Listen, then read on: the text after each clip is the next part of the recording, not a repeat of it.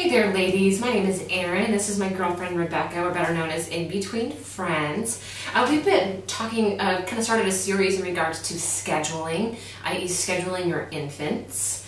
We've already talked about how this will polarize people, and we're still continuing on knowing that it will, but there's so much to it, and I'm beginning to realize this as I schedule my little dudes. That so much rises out, and I find myself each night either Googling stuff or picking her brain or just going back to Baby Ways, the book by Gary Ezzo, and we never remembered the other guy's name. No, some other pediatrician. Sorry, pediatrician dude. We're going to be talking today about sleep cues. Yeah. Right? Yes. And sleep cues would obviously be something that you're going to find at the end of that wake time. So you're going to wake your babies up, you're going to feed them, there's going to be some wake time, and then hopefully they're going to provide you some cues that say, I'm tired, put me back to bed. Yes. What I'm finding is it's really difficult to read those cues, not only because there's two of them on my part, but because they're babies. And they don't communicate well. They're terrible at it. They suck. What's up with that? So I just don't know how to read their cues. Yeah. So, and this is the hard thing because they're infants. We're just discussing this. Because they're infants, the cues aren't real obvious. You know, they're still stuck in that ball. They don't do much other than like the fetal position.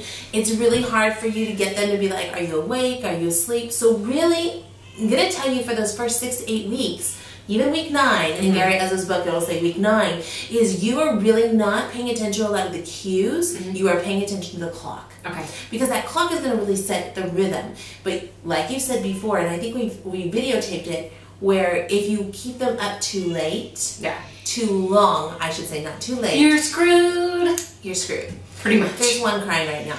Miserable people. We kept them up way too long. So that, again, that newborn, it's really hard to understand that when they come out and for those first, 8 to 10 weeks, they're sleeping a good 18 to 20 hours a day. Yeah. And the majority of their activity of being up is feeding. Yeah. Feeding and burping. Yeah. And that's it. And that awake time, that cuddle time, depending on how fast you can, this sounds bad, shove that food down your throat, swallow, swallow. But it depends on how fast they feed. I had one that was like a lollygagger, like doo-doo-doo. And then my baby girl, she was like, dude, I am on, I am off, I got people to see, I got things to check out, I am off the boob and on with life. Okay, so that's totally how they are now. But again, depending on how fast they can get through the feeding, really 40, 45 minutes. Don't stretch it beyond that. They're going to need a nap that's 2 hours, 15 minutes long. They need that because they're growing. They're still developing. Their bodies are still regulating. Obviously, hello, aqua world, oxygen world. It's totally two different things. Seriously. So what I would say later on is the cues would be yawning. Obviously, I know that you think, oh yeah, I yawn. You do. We yawn, but we ignore it. Do not ignore it in your kids. No. As soon as you see them yawn, pajamas on, we're starting that routine, back into nap or bedtime. That's a huge cue. Mine used to get fidgety, like a little like, I can't pay attention, I'm a little freaking out, and we used to be like, whoa. If we let this go 5 more minutes, he's going to be bouncing off the walls. Okay. Shut it down. Okay. You just notice they're the fidgety. Okay. Because they're antsy. They're like, I'm tired. I just want to hide. Yeah. Eyes shedding. Duh. I know. I know. Really. And once they swaddle, I mean, we were talking about this too, bedtime routine. Nap time routine before you go to bed, and you're like, okay, it's like 40, 45 minutes. I'm going to swaddle them. I'm going to put the passy in. I'm going to cuddle them.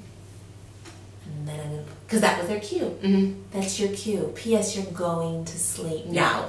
And that just helps them. Okay. You put on a sound machine. I loved it. I play classical music.